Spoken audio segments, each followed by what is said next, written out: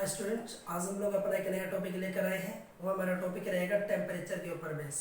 बड़ा मज़ेदार टॉपिक होगा। आपको न्यूमेरिकल भी करना पड़ेगा, आपको टॉपिक भी करना पड़ेगा, क्योंकि वो होगा ही बड़ा इंटरेस्टिंग। सबसे पहले मैं आपको बता दूं स्टूडेंट कि टेम्परेचर के बारे में, कि टेम्परेचर सबसे पहले चीज़ क्या होती है। देखिए, जब तक आप लोग टेम्परेचर को जानेंगे नहीं, टेम्परेचर को पढ़ना बेकार है।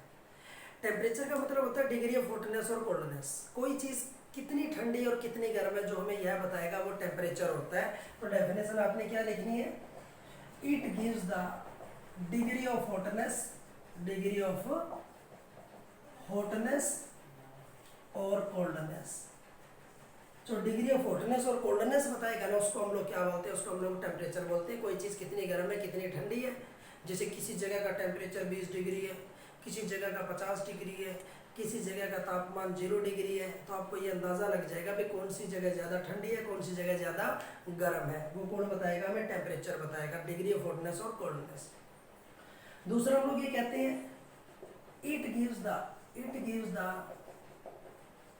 Direction of flow of heat, direction of flow of heat. ये हमें हीट के फ्लो की डायरेक्शन बताएगा, हीट कहाँ से कहाँ जा रही है। It gives the direction flow of the heat. हमेशा हीट याद रखना है ज़्यादा से कम की तरफ जाती है। अगर उल्टी चलानी हो तो मशीन की ज़रूरत रहेगी। जैसे रेफ्रिजरेटर होता है, रेफ्रिजरेटर क्या करता है? वो उल्टी दिशा में काम करता है। वो ठंडी चीज़ से हीट बाहर निकाल के बाहर फेंकता है, क्योंकि फ्रिज के अंदर ठंड होती है, वहाँ से भी हीट को निकाल के बाहर गर्मी में फेंकता है। लेकिन बिना किसी मशीन के हीट हमेशा कहाँ चलती है? ज़्यादा से कम की तरफ, मैक्सिमम टू मिनिमम की तरफ हीट ट्रेवल करती है। तो ये बात हमें कौन बताएगा? हीट कहाँ से कहाँ जा रही है, वो बताएगा हमें temperature. It gives the direction of flow of the heat. जब हम लोग हीट के टेम्परेचर की बात करते हैं तो हमारे पास टेम्परेचर के स्केल आते हैं। सबसे पहले स्केल आता है हमारे पास सेल्सियस। याद रखना आप लोगों ने सेल्सियस। सेल्सियस कहता है कि फ्रीजिंग पॉइंट जो होता है पानी का, वो 0 डिग्री सेल्सियस लिखना आता है। सेल्सियस के हिसाब से जब बर्फ बनेगी वो 0 डिग्री पे बनेगी, और जो पानी उबलेगा वो कितने पे? 100 डिग्री पे उबलेगा। आपको याद रखना है, ठीक है।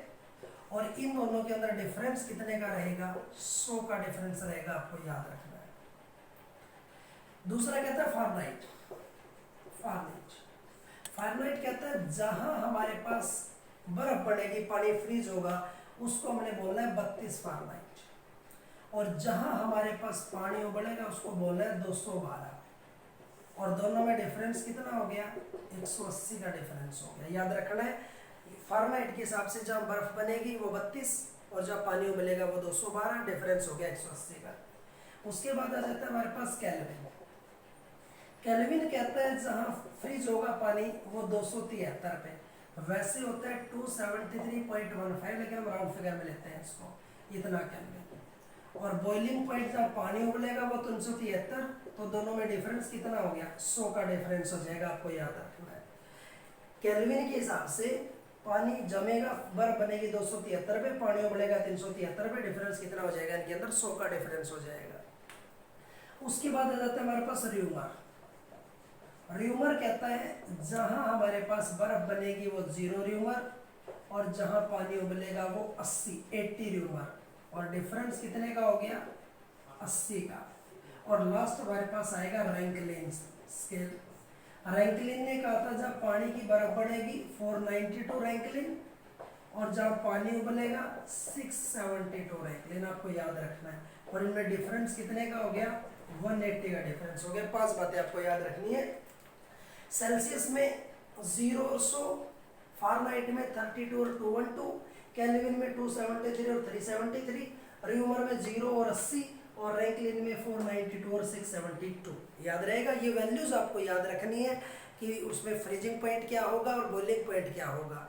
इसके बेस पे आप लोग न्यूमेरिकल बड़ी इजीली कर देंगे। न्यूमेरिकल के लिए आपको फॉर्मूला याद रखना है n - n h - n। n का मतलब name of the scale, l का मतलब लोअर छोटी वैल्यू, h का मतलब हायर वैल्यू। तो सबसे पहले स्केल का नाम है सेल्सियस, n का मतलब स्केल। छोटी वैल्यू सेल्सियस में 0, बड़ी वैल्यू 100 और 0। स्केल का नाम फारेनहाइट, छोटी वैल्यू 32, फिर बड़ी वैल्यू 212 - 32। तीसरे स्केल का नाम केल्विन, नाम हो गया 273, और उसके बाद 373 माइनस 273, उसके बाद र्यूमर 0, 80 माइनस 0, और उसके बाद लास्ट आ गया रैंकलिन 492, 672 माइनस 492, वैल्यूज रखनी चाहिए। यहाँ हो गया C बाय 100, ये बचा F माइनस 32 बाय 180, यहाँ बचा K माइनस 273 बाय 100, यहाँ बचा R बाय 80, और यहाँ बचा R A माइनस 492 बाय 180। ये हमारे पास 5 चीजें बन चुकी हैं।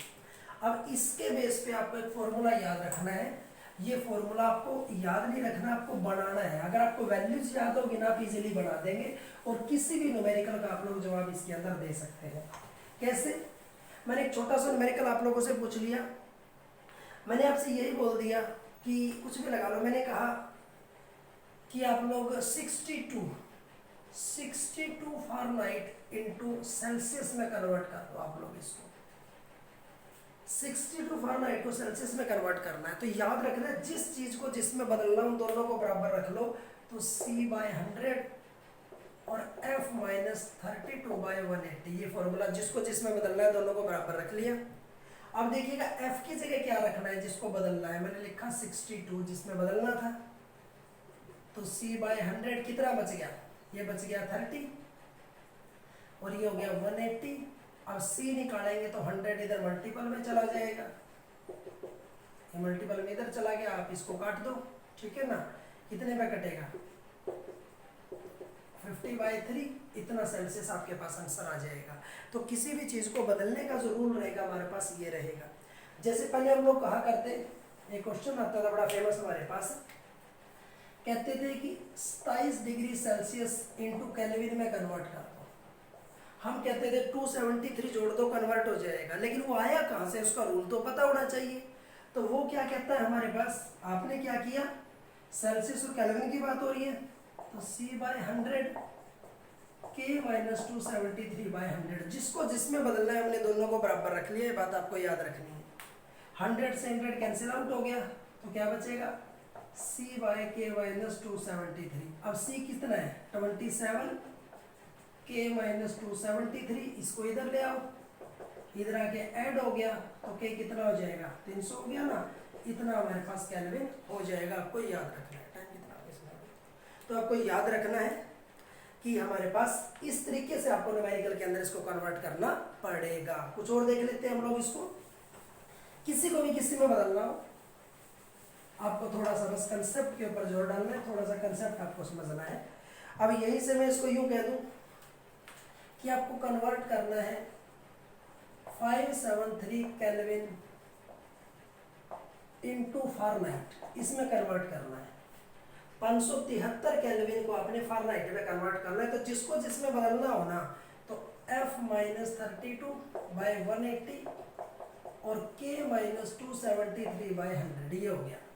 अब K की वैल्यू क्या है, 573, तो मैं यहाँ K की जगह क्या लिखूंगा, 573, तो F माइनस 32 बाय 180, यहाँ से क्या बचेगा, 300, ये हो गया, इसको काट दो, तो F माइनस 32, अब ये इसके मल्टीपल में जाएगा, तो कितना हो जाएगा, 540, इसके से गुणा कर देंगे। अब F निकालेंगे तो 540 प्लस 32 कितना हो जाएगा, हमारे पास हो जाएगा 572 फारेनहाइट में कन्वर्ट हो जाएगा। तो मैंने क्या किया, 573 केल्विन को मैंने कन्वर्ट कर दिया किसके अंदर, मैंने इसको फारेनहाइट के अंदर। इसको आपको तरीका समझना है, 18 की चमनी होता है ना हमारे पास, तो ये आपके पास तरीका ये रहेगा, जिस चीज को जिसमें बदलना है ना, आप उसको बराबर रख देंगे। बराबर रखने के बाद आपके पास जवाब आ जाएगा। तरीका आपने ये समझना है, ध्यान रहेगा ना। F माइनस 32 बाई 180, उधर 573, ये हमारे पास 300 ही बचेगा ना, 273 में से गया, तो इसको काट दो, 18 3 54 540, उधर जाके जुड़ जाएगा हमारे पास।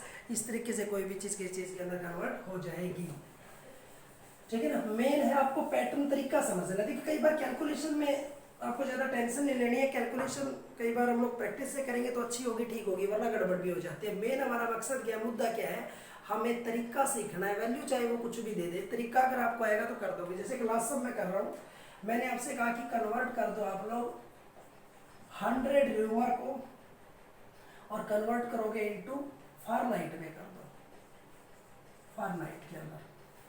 तो अब क्या करोगे, जिसको जिसमें बदलना है F माइनस 32/180 और यहाँ R जो हमारे पास था R/80 ये था। अब 100 न्यूमर की बात हो रही है तो R की जगह आपने क्या रख लेना है, 100 न्यूमर तो 100 रख देना है। आप इसको काट दो, कितने से कटेगा, 5/4। तो F माइनस 32/180 इधर 5/4।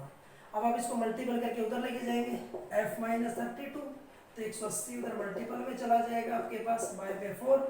अब आप इसको काटें, कितने पे कटेगा ये 4 4 16, उसके बाद बचा दो 4 5 20, इतने पे आ जाएगा, ठीक है ना 45। तो F माइनस 32 ये आ जाएगा और ये बचेगा 5 5 25 2 20 और 2 22, इतना आ गया। अब आप क्या करेंगे, अब F निकालेंगे तो 225 के अंदर ये वाला 32 उधर जाके ऐड हो जाएगा, तो हमारे पास कितना आ जाएगा, तो हमारे पास आ जाएगा 7 5 और 2, हमारे पास 257 आपके पास फारेनहाइट में जवाब आ जाएगा। तो आपको याद रखना है या रटना नहीं आप लोगों ने, कोई भी क्वेश्चन आ जाए आप लोगों को रूल ये कहता है हमारे पास कि जो चीज़ गिवन है वो दोनों फॉर्मूले जिसको जिसमें बदलना है उनको आप लोग बराबर रख लो, फिर उसकी वैल्यू पुट करके कैलकुलेशन कर दो, हमारे पास जवाब आ जाएगा, याद रहेगा। आज हम लोग ये एक ही मेथड पढ़ेंगे, आपको ध्यान से सुनना था, एग्जाम में आ सकता है। वो वीडियो देखने के लिए आप लोग चैनल को देखते रहिएगा। Thank you.